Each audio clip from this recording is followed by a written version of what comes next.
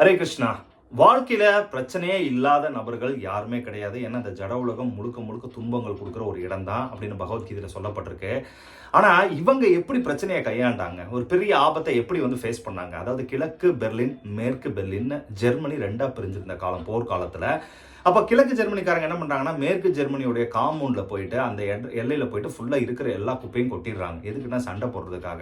ஆனா மேற்கு ஜெர்மனிக்காரங்க என்ன பண்ணாங்கன்னா, இதை எப்படி ஃபேஸ் பண்ணாங்க பாருங்க. ரொம்ப வித்தியாசமான ஒரு முடிவை அந்த தலைவர் எடுக்கிறார். என்ன பண்றாங்க, அப்போ இவங்கெல்லாம் குப்பையை கொட்டின உடனே சண்டைக்கு வருவாங்க எதிர்பார்த்துக்கிட்டு இருந்தாங்க. ஆனா அது வேற ஒரு விஷயம் பண்றாரு. என்ன பண்றாரு, நிறைய உணவுப் பொருட்கள்லாம் இறங்குது. அப்படியே அந்த காம்பவுண்ட் வால்ல அடுக்குறாங்க, போர்டில் எழுதி போடுறாங்க.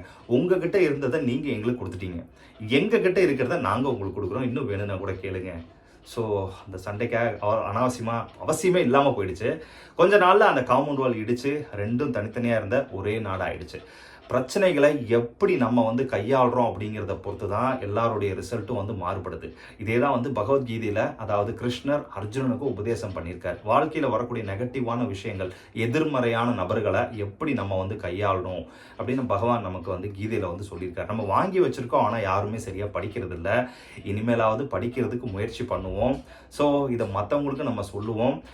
வாழ்க்கையில் எப்பயுமே பாசிட்டிவான ஒரு விஷயத்தை நம்ம நினைக்கிறதுக்கு கண்டிப்பாக இந்த பதிவு உங்களுக்கு உதவும் நினைக்கிறேன். Thanks for watching. Hare Krishna.